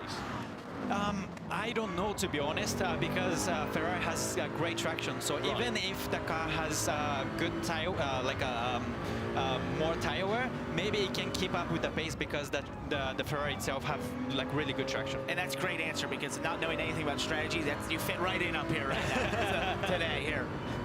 Yeah, because the thing is, they're always shown like, the predicted strategy, but there's always drivers that come up with the crazy ideas and a different strategy that is not even shown, and they can do like really well. Wait, you're saying race car drivers being crazy? Yes. No way. Yes. Oh, all right. Coming down this back straight then here, looking at Donovan Parker, then Noah Lanuza, then Adriano Corazza, who's just sitting there in 3rd place. Ines Strozer a couple of laps ago, who's in 4th at the moment, got a bit of a warning for contact with another car, so must have had a bit of a tap into the back of Adriano Corazza. Corazza has a sort of half look there to the inside to the chicane, but the door's not quite ajar enough for him to walk through right now. And he's doing that still out of turn 1. I watched him do it the lap before as well. He's done that there down into turn 10 chicane. He's just constantly showing that nose a little bit to Lanuza. We saw what his rear tires were like. He's done the best with that. Look at the run he gets here into turn 1. Lanuza goes a little bit further in the corner, but here's then once again better on the exit. That's why his rear tires are doing so well, as we see Simon Rosenberger on pit road. Yeah, he's the first driver to come into the pits, then he'll go on to the soft tyre. So we're expecting 2 stints on the soft tyre in this race, and Rosenberger in the Lamborghini, the first driver to blink. He's down in 10th position at the moment. What you want when you come out of these pit stops is a nice bit of clear air, which Rosenberger should get. You know, he's got Danny Solis, who's about 20 seconds or so down the road, but Solis is now coming to the pit lane, so he should be pretty much on his own, Rosenberger, once he emerges back into the race. And also it's very difficult when you go out the pits because you are running with worn medium tires and then you put the fresh soft tires. The grip changes, it's very very different. It's huge, and then you have to keep nailing the exactly same lines because you have all the curbs and very technical cornering in the first sector, and a little bit of mistake that you do, you can get a penalty. So you have to be like really precise. Lanuza defending that move there from Karatza, moved over on the back straight, and Karatza there, though he had extra momentum, didn't have the opportunity to move it, and it's brought Angelina Stroza right into play then here as we come through these final couple of corners, and you can see now is where it's going to start beginning to build. We're coming towards the halfway stage of this race already, and you can see that 10 out of the 12 drivers have not yet made their first out of, well, at least 1, probably 2 pit stops here in this one. So we'll see who is going to be the first of the drivers to blink, and also, crucially, who's going to follow them there as well. Will Parker be the first driver, or will the rest of the field follow suit, or are they going to go off and do their own strategy? Igor, if you were in the pack like this at the moment, what would you be doing? For me, at this point, probably just make sure that I can stay on the pack and don't do any mistakes, because, you know, if you kind of risk it at that point and you do like a little mistake, you will lose like 4 position in a blink of an eye. Yeah. And we're gonna like ruin your race. So I think it's just stay on the pack, just keep your position, and especially if you're on the top 3, you want to just keep your position because you have probably plenty of chance later on the race. And I wonder if Karatza's thinking he would be one of the last on pit road. We got that graphic again of his tires. He's 20% better than Donovan Parker there, who's the leader right now. He's done an incredible job saving those rear tires as he does a block here, and Nistroza nicely done down into 10, but I wonder if he's going to watch this and see maybe there's a chance there to go a little bit longer and to be able to push on those soft tires harder. Yeah, coming down through to those final few corners. We're now, again, sort of getting towards that time where you're going to have no choice but to pit over the next couple of laps or so. We can see that Parker's tyres are, as we know, a bit more worn out relative to the other drivers who are behind. That's what we reckon the predicted strategy will be, about 13 laps or so. Well, we're on lap 15 and we haven't seen anybody pitting. Lanuza, though, starting to begin to hold up Karatza. You can see Karatza's just held his tyres in a bit better condition, especially through this first sector of the lap. It looks a bit quicker and a bit more comfortable, really. Yeah, and also the Supra has a great top speed. It's just that everyone is on a slipstream, so it's very difficult to get like a round through it because exactly. So you try to do something, but you get out of the slipstream, then your car is not faster anymore. So it's a very difficult, and there's a lot of pressure going on there as well because you cannot do any mistakes. Points for the top 6 drivers in this race, just to remind you. So if you're down to Harold Velsen, you'd be scoring points if the checkered flag was thrown now, but there's still half the race left to go in this one, and plenty of time for the complexion of it. Really close. Yeah, this is where we go for that move then, down the back straight, side by side they go, Toyota versus Mercedes. Karatza makes the move really nicely. Beautiful. And goes through and into second.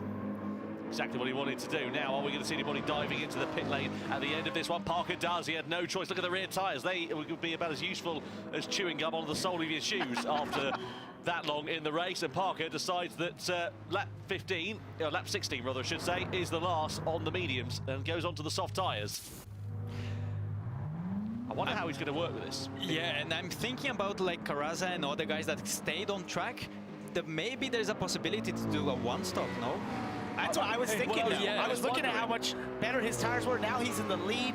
Could go all the way to a one-stop, possibly. Well, that's the thing, isn't it? You know, we were talking about the hard tyre, the medium tyres, I should say, the harder of the compounds versus the soft tyres. And the predicted strategy says, you know, soft tyres, you've got to get them off after about 8 laps. But like you say, if you can just be really smooth on your inputs, on the steering, on the brakes, on the throttle, and you can eke them out for that little bit longer, maybe you can eke those soft tyres out.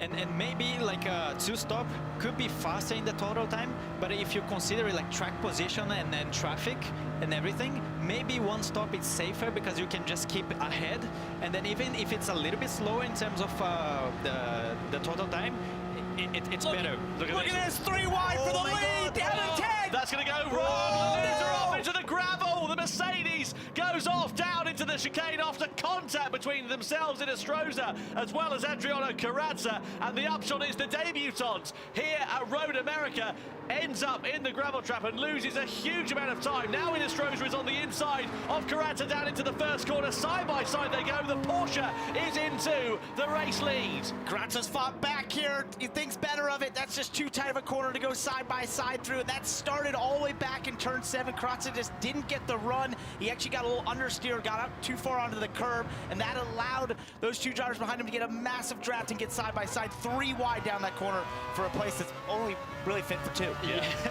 3 into 1 doesn't go, and no surprise to see that incident under investigation. I should imagine the stewards will take a pretty dim view of that. I'd love to have a look at a replay and get another angle on that incident in a few moments' time. But we look here at Samuel Cardinal, who's profited from it. He's now up into 3rd place, into the podium positions here for Mazda. Mazda, I remind you, 3rd in the standings at the moment, so they can really take an advantage because Porsche and Toyota are a bit further down the order. Toyota 5th in the standings, joint 5th with Porsche, but yeah, Lexus also, having not scored any points, would be very welcome for that 4th place finish. Anyway, long way still to go. And I think there's going to be some drivers that are going to pit this lap because there is some driver that have very high tire wear. We'll see. No, they keep going. Yeah. Probably next lap. So I think if you can push like 17 laps on the mediums, 1 stop is very possible. Let's have a look then to see what happens. Innisrosa's got great momentum. Lanuza there on the outside. Oh, Carrazza moved over by the looks of things. Just a little bit. I don't think at one point there he knew they were about to be 3 wide. He was trying to protect. He didn't know that Noah was there and kind of come over at that time, and that caused the collision. Well, yeah, that's not going to be much compensation, I should imagine, for Adriano Carrazza, and also for Noah Lanuza's mood as well. Let's see what the stewards decide for that one, but I would imagine there could be a penalty coming the way of the Brazilian driver, and that'll be a big disappointment for them, for Toyota, because, as we say, 5th in the standings. It was a great opportunity for them to try and build on the points that they could have got over the course of this season so far. And as I said, like it's been like everyone's so close. Just a single mistake can like really ruin your race. So all the the decision that you make during the race are so important to make sure that you can like capitalize in everything. You got the sense, didn't you, that it was bubbling up, that something was going to start kicking off. Especially with the tire starting to be warm. It's very close to the pit window. So yeah. It was where it could happen. Cardinal into the pit lane then at the end of lap 18. So he's the first of the leaders from that group now to blink in the group that stayed on track. But I think it's going to be really interesting to see that tire wear at the end of the race. That is a great point, because as we saw that 3 wide movement and battling at the front, that was just slowing them down, allowing Dalvin Parker to rip those fast laps. Well, the question is as well, Parker, as we know, he pitted early on. So is he going to be able to do a one? If everyone else does a 1-stop in front, can he do a 1-stop? Has he got the ability to eke those tyres up? Because if he's done 2 or 3 laps, it doesn't sound like a lot, but it's a huge amount of time left, isn't it? Yeah, definitely, and especially that we have tire wear multiplier on those races. So 2 or 3 laps difference in real life would be like more than 10 laps difference. So it's a lot. No doubt about it. Yeah, very, very keen to see how this one is going to play out. Igor, thank you so much for joining us and helping us make sense of the middle stint of this race. Yeah, thanks so much for having me here as well. It's a pleasure. Yeah, absolute pleasure. And now we get the leaders coming into the pits. Innisrosa, Carrazza into the box. From the medium to the soft compound of tyres, Lanuza and Artemoso Nunes continue on at the sharp end of this one. Now, the question is about Donovan Parker. Where's he going to emerge? You would imagine, because he's been running clean laps and setting very fast laps at that he's going to come right out the sharp end of this. But is that going to leave him vulnerable in the final third of this race? He comes through, he's now in 3rd place, and he's still got, what, 11 seconds for Lanuza up the road. He's in a great position here at the moment. Doesn't mean it's going to last, though. No, it doesn't. We saw already when we had the recent tire graphic, and as Igor was explaining how fast these tires wear with the accelerated wearing that you have here in Gran Turismo, that he'd already beaten up those tires a ton, and we saw how he had had to pit there because the rear tires in that Ferrari just didn't stay on in the first stint. He had to get to pit road, so we'll see if this works out for him, but definitely he's been ripping fast laps and should have a large gap. Yeah, let's have a look at Valsen versus Artemoso Nunes then coming down in towards turn 10. That was a nice clean, but that's how you do it into that chicane. That's pretty. I like that one. Yeah, Mosso Nunes in the McLaren moves his way up and into fourth place at that point. Now effectively the race leads, we can see Randall Hayward's got a red flashing dot next to his name. That means he's picked up a penalty for one reason or another. We didn't see anything coming up on screen saying he's under investigation, so one would assume that's a track limits penalty. Either way, not what the team that are second in the championship would have wanted to see on their board at the moment. Now, the last of the two remaining drivers, Artemoso Nunes and Noah Lanuza in the McLaren and the Nissan, I beg your pardon, the McLaren and the Mercedes, respectively, are still yet to pit. Now they do, and let's see where they are going to emerge in the return of this race. Here, meanwhile, it's Donovan Parker, and look at this, he's made this work really nicely here, Parker, because, you know, he had, what, 3/10 of a second advantage. Yeah. Now it's up to 6.4 seconds. That's great. But again, we've got to think about the bigger picture here, don't we? Because as we know, he pitted 2 or 3 laps earlier relative to some of the other drivers around him. And you wonder how vulnerable that might leave him. Can he make it last? Can he look at this gap and say, hey, wait, what can I do to just take care of these tires right now and try to make them last even further than he thought maybe they could go? We thought that this was definitely going to be a 2-stopper. It looks like most of these drivers here of Karatza and Nostraza are going to be on this 1-stopper. Is Donovan Parker got the ace in his sleeve? Can he do it? Well, that's the crucial question, isn't it? I mean, you know, overtaking is one thing, getting past is, you know, closing up is one thing, getting past is quite another. Inestrosa, Karatza and Cardinal, though, you could throw a blanket over them, couldn't you, coming down this back straight? They're so close together. And you wonder if they might try and work together here instead of fighting amongst one another. Get themselves, they're in that slipstream train at the moment, but are they going to be able to close up onto the back of Parker if they start fighting? They're pretty pass there by Valsen there down into 10. I would think that would be the best plan, but they're race car drivers, and they don't normally think that way. It's, I want to be ahead of you. I don't care what it means. I want to be the leader of this pack right now. ZC Karatza once again right on the tail of Nostraza. I think that it would be smart to be working together to utilize that draft to try and cut down that gap. They've already got about 2 or 3 tenths in that last lap. That would be the smart move right here. Just seeing on screen there, no further action after that incident there with Karatza, Lanuza, etc. that we saw a few laps ago, which fired Lanuza off into the gravel. So they've deemed that it was a racing incident and nobody was at fault, which... I agree with that. You do? Yeah. Okay. Yeah. Interesting. Well, I think when you take 3 cars down in that corner, all the same place, that's a very tough position to be in. They got there because of the draft and all the different movement there down in the braking zone. I think it was the right call. Well, it's a very good point. I'm not a racing steward. I just stand here and talk nonsense for 45 I'm not minutes. either, but I'm just going to agree with it. It's probably the best way to do it. Best way to do it. Donovan Parker, that gap from 6.3 seconds now down to 5.3 seconds. Of course, he's on, as we know, older soft tyres. And that is leaving him a bit vulnerable. Karatza there having a look to the back of Inestrosa, but nothing doing for him at the moment. They've just got to be patient, haven't they, really? Because it's going to come to them in the closing stage of this one. And this is what we're used to seeing in the Manufacturers' Cup races as Parker comes into the pit lane for his final pit stop. So he's doing a 2-stop. There's our answer. Yeah, but are we going to get everybody else doing a 1-stop? Can they eke those tyres out? And conversely, they'll leave them vulnerable if they do a 1-stop, because Parker's going to be on fresher rubber. You see him shaking his head a little bit. Maybe he realizes that the others could potentially just be on a 1-stop. It's a possibility, but I've got to be honest. I think it's going to be quite difficult to eke out a 1-stop. And if it is a 1-stop, if you've got someone that has managed to pit onto the soft tyres and hasn't lost that much time, i.e. you would imagine Donovan Parker, that you know, he could close up and just drive right past them in the closing lap, maybe even. That's what he'd be hoping. It certainly is. That's the case. Certainly is. So Inestrosa then leads the race now, half a second ahead of Adriano Karatza. Samuel Cardinal there just on his tail as well. So you've got 3 drivers separated by just a handful of tenths of a second. Then you've got Valsen and Mosso Nunes.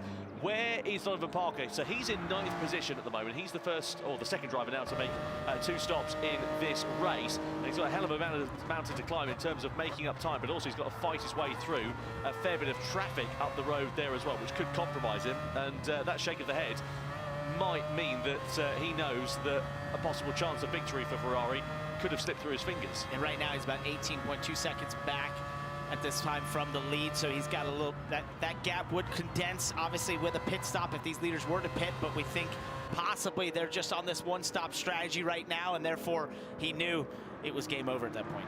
So looking here at Samuel Cardinal, as we say, the top 3 teams in this one would love to have the checkered flag thrown now, because they would get some great points on offer. Porsche sitting 5th in the championship with 3 points so far this season. You've got Karatza for Toyota, they're also joint 5th as well, and Samuel Cardinal for Mazda, they're 3rd in the championship. Harold Valser, meanwhile, has been given a 1-second penalty for colliding with another car. Not quite sure if we saw what that was all about, but he's ahead of Artemoso Nunez, so I wonder whether that might be what it's all about. The upshot is, though, he's coming towards that penalty zone.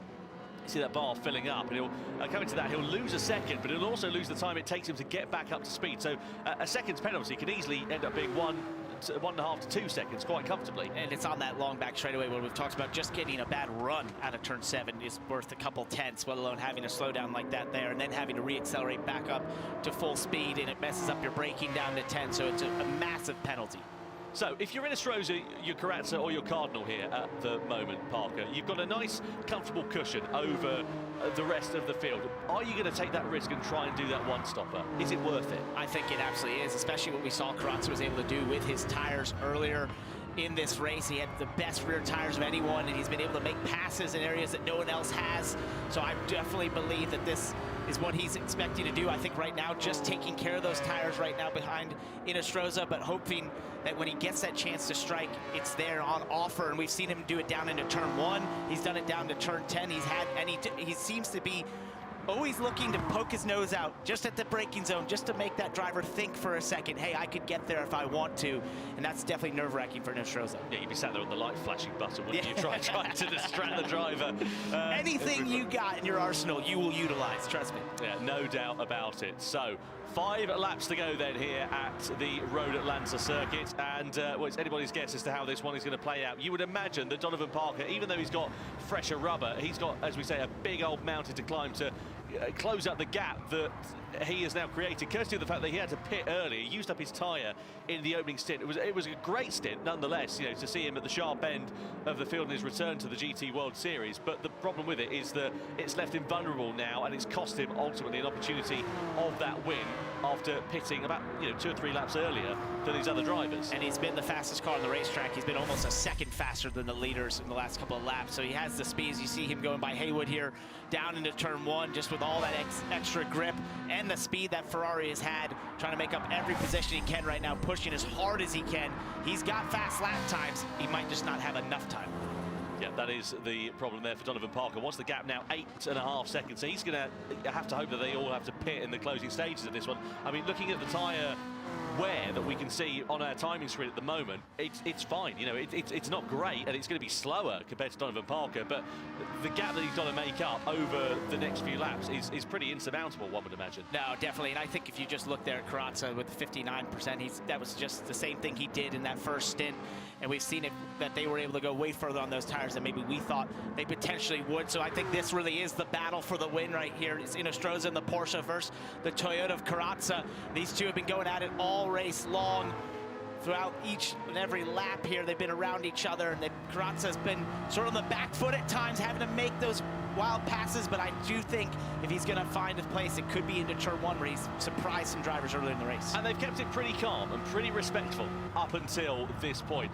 There's going to come a time where that calmness and that respect is going to start to wane a little bit, and then the gloves are going to completely come off, you would imagine, right towards the end, because it's all good sitting there in the wheel tracks of your fellow opponent and just, doing your own race and letting them run their own race. But eventually, of course, there comes that challenge for victory that they're going to want to make. This is Donovan Parker, meanwhile, as he ascends his way up ahead of Trent Jeffrey. That is a great move there on the inside. Set that one up. Jeffrey there forced to the grass on the outside, and Parker through and into 7th position. I mean, he's closing the gap down to the likes of Harold Valsen, but again, it's just going to run out of time, unfortunately, here. It's going to come a little bit too late for him.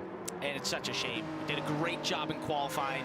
We talked to him earlier today. He had a ton of confidence, was super excited for this event, and felt like if he could be up front, he had the possibility to do it and fight for the win. On pace alone, he had that, but strategy is going to bite him. Now look at the tyres here then, Parker, because you can see Karatza, he's got way more rear tyre than Inestrosa, and now Karatza's side by side. Karatza will not be able to attack full position going into that chicane. He'll live to fight another day, will Inestrosa, but now we're starting to see the gloves beginning to come off. We're starting to see the aggression here from Adriano Karatza. He's just biding his time quite nicely with the tyres, and now he looks poised to attack for the race lead. Inestrosa knows that, goes for a defensive line down towards that first corner. That's going to compromise his entry speed and subsequently his exit speed there as well. Forces him a little bit wide. If he can just hold firm and not allow Karatza to attack, he'll be able to hold it through these sweeping series of corners and live to fight another day. But it's started to get a little bit more interesting, and now it's beginning to build, and Karatza's looking poised to attack. You can feel the intensity ratcheting up right now, and that was that move that Inestrosa did,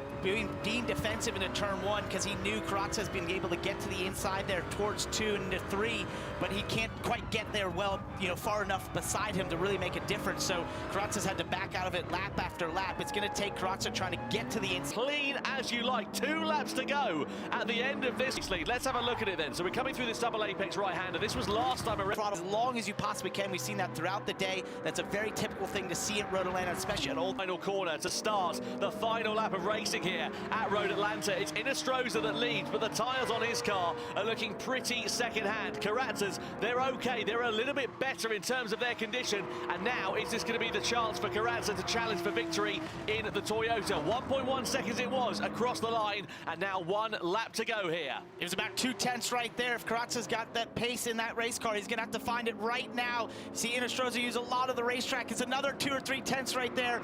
If he's going to get there, he's going to try and make everything up through turn 6 and 7. Inestrosa struggling. You can see him really pushing the front end, kicking up a bit of grass as it was just understeering like a shopping trolley there, just trying to get the car rotated, but he's got no front tyre left. Now Karatza, he's in the slipstreaming range, and this is the last opportunity. Needs a clean exit out of here. Got the power down well. Inestrosa used the curb there on the outside. Karatza's going to have the advantage of the slipstream. Then we come down the back straight. It's Porsche versus Toyota. It's Inestrosa versus Karatza in the battle for victory. Inestrosa, though, has got great straight line speed in that Porsche. Karatza closes up, but he's not quite close enough to make a move. Inestrosa defends his way into the braking zone quite nicely, parks the car on the apex, and Karatza can't attack, and unless Inestrosa makes a mistake, as we come down to the final corner, into the final turn we go at Road Atlanta. Inestrosa versus Karatza, Porsche versus Toyota for victory, and Inestrosa wins the grand final in Gran Turismo World Series 3 here in Los Angeles. What a fantastic drive from the Chilean,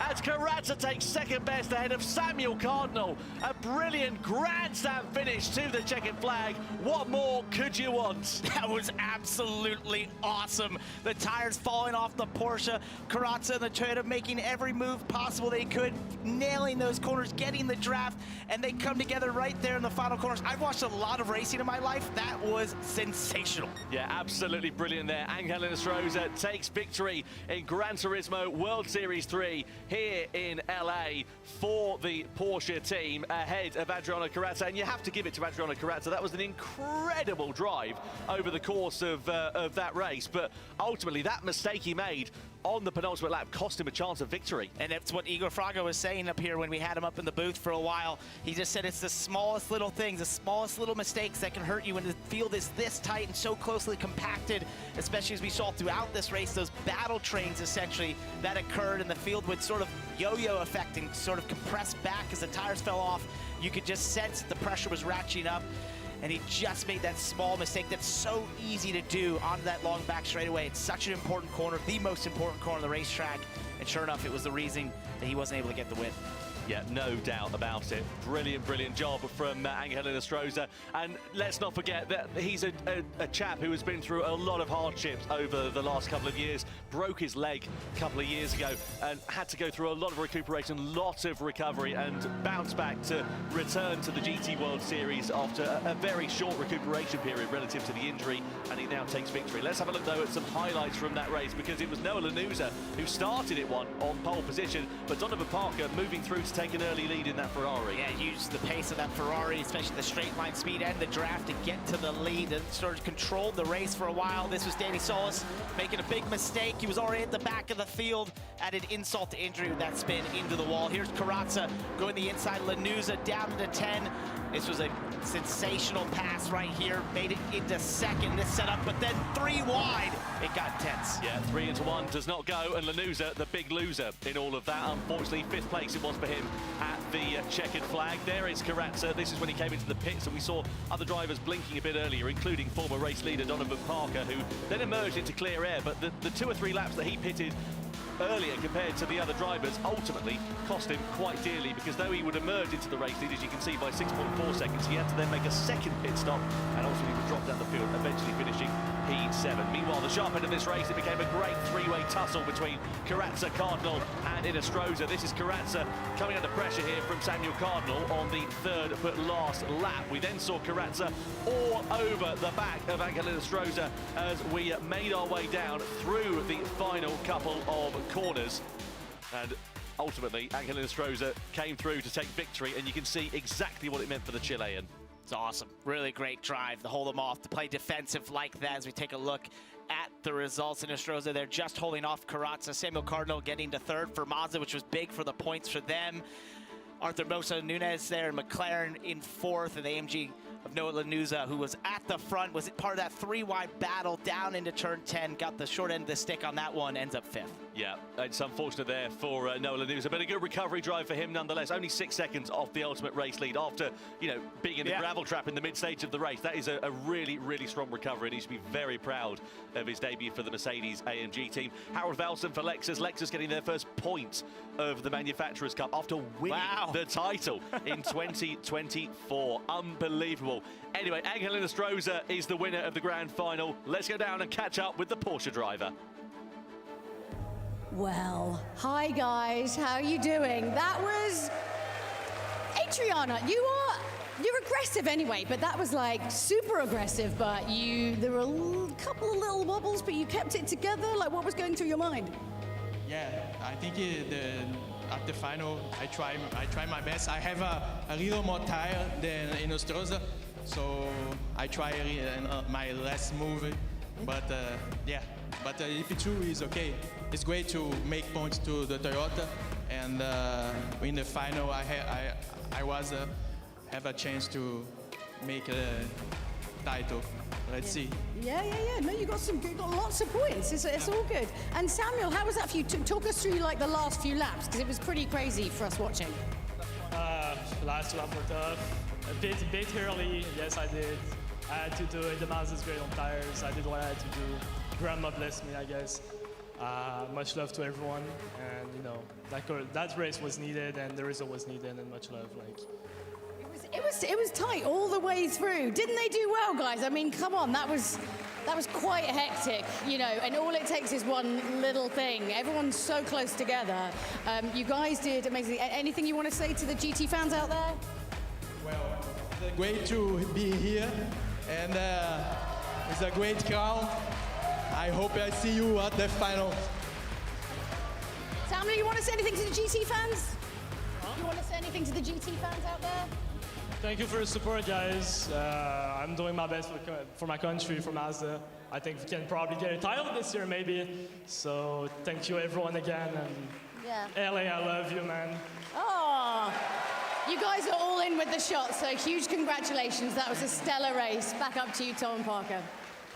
Cheers, Jules. Let's have a look then at the World Series points rankings after 3 rounds now. Subaru, non-scoring, but still just by the skin of their teeth, managing to hold on to the lead of the championship. Mazda, though, managing to bump themselves up from 3rd to 2nd in the standings. BMW demoted down to 3rd. They're tied on points with Mazda, but yeah, not exactly where they'll have wanted to be. Porsche there now into 4th place. Toyota in 5th. Nissan into 6th position. And you can see it's a bit of a change at the bottom there as well, because Lexus getting their first point on the board. Well, I tell you what, Randall Hayward will be wiping his brow somewhat. I beg your pardon, not Randall Hayward.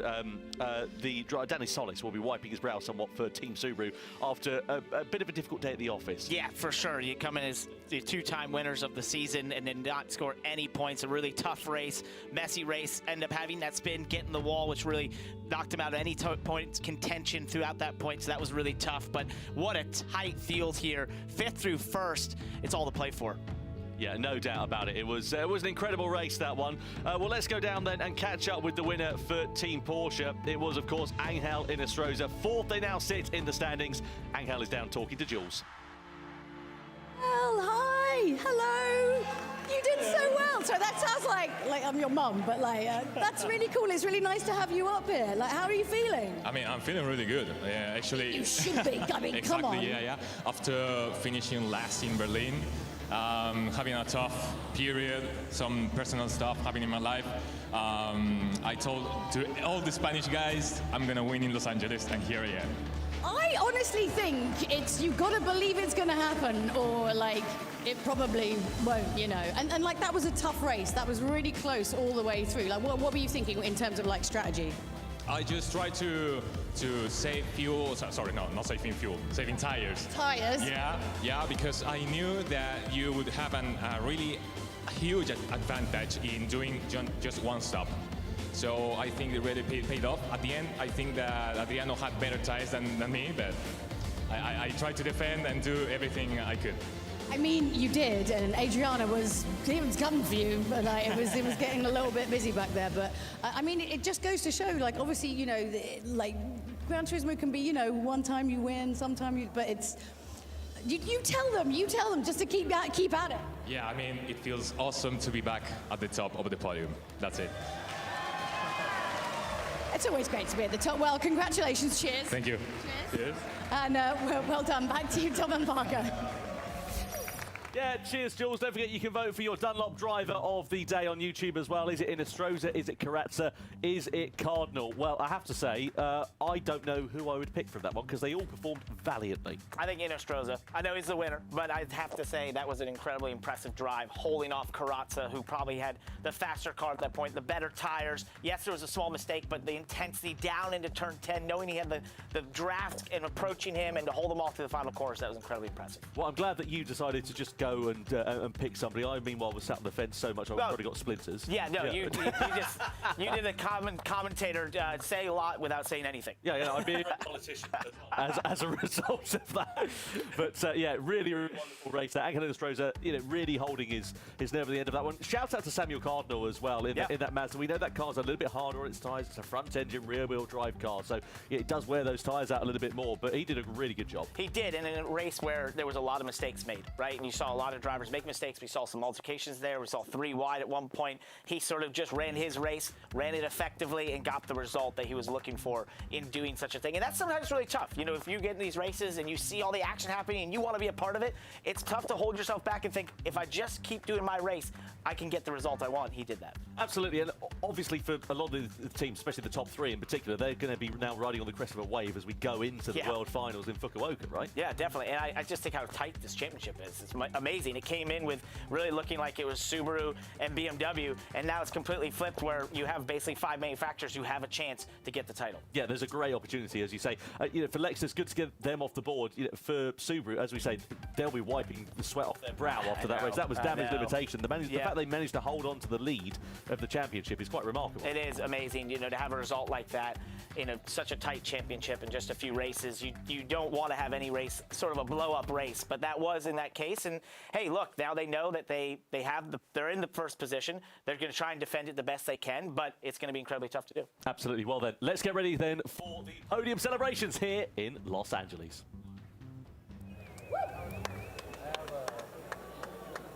Ready for the podium celebrations here in Los Angeles. Making their way on the stage in 3rd position. Give it up for Samuel Cardinal for Team Mazda.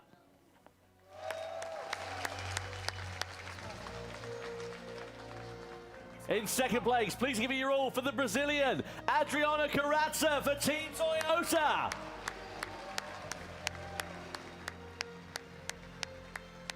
And the winner of the Manufacturers' Cup for Gran Turismo World Series 3 here in Los Angeles, driving for Porsche, it's Angel Estrada!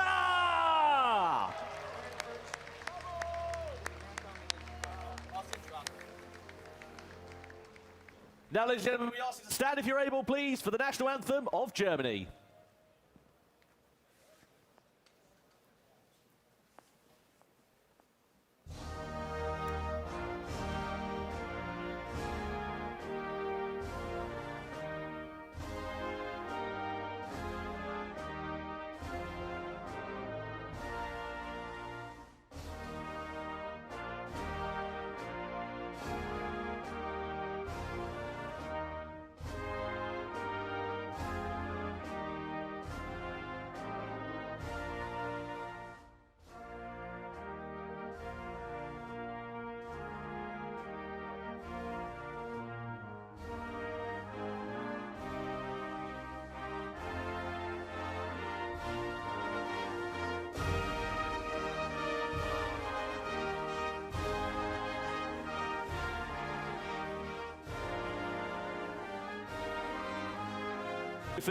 To Samuel Cardinal for Team Mazda.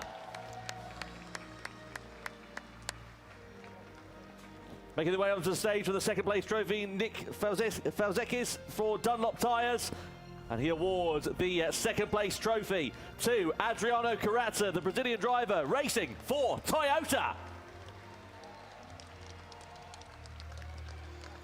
And now awarding the winner's trophy, the Gran Turismo Series producer, Kazunori Yamauchi, makes his way onto the stage as he presents the winner's trophy to Angel Estrada, driving for Porsche.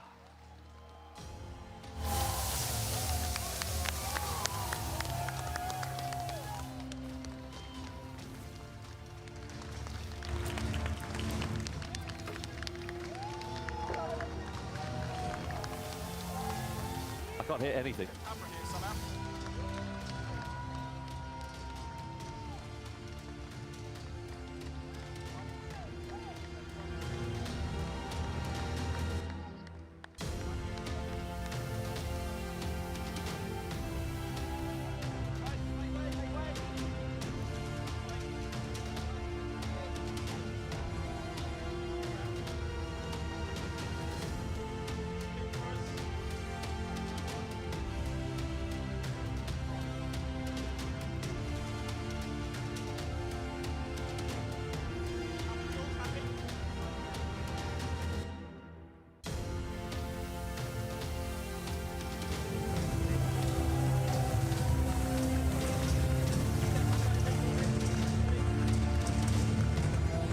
Wow, yes, that is the end of round 3 of the Manufacturers' Cup.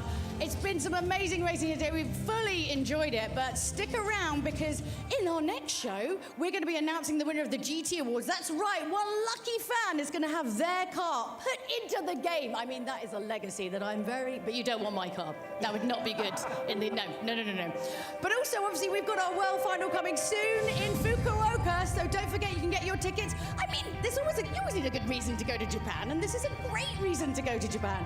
Come and join us for the Grand Final. It's going to be amazing racing, of course, because it's the best.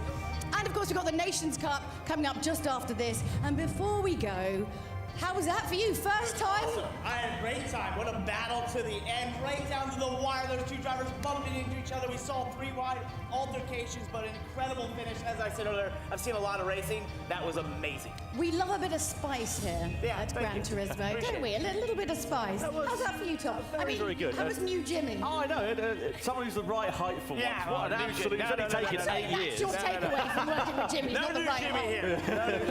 Couldn't fill those shoes. Honestly, though, in terms of the racing, brilliant. Great for Angel Estrada after all the hardship he's been through on a personal level. Amazing job. Carazza, yeah, kept phenomenal. it together, kept it aggressive. It was some pretty great racing. It was amazing. I just love that. I love how close the racing is. It's so fun to watch. And this great crowd, thank you all for coming out. This has been really cool. We appreciate it. I can't wait for the next one. Well, don't go anywhere because we're going to have the Nations Cup coming up very, very soon. We need to find out who's going to be in really good footing for that grand final in Fukuoka very, very soon. So don't go anywhere. We'll see you very soon. Bye.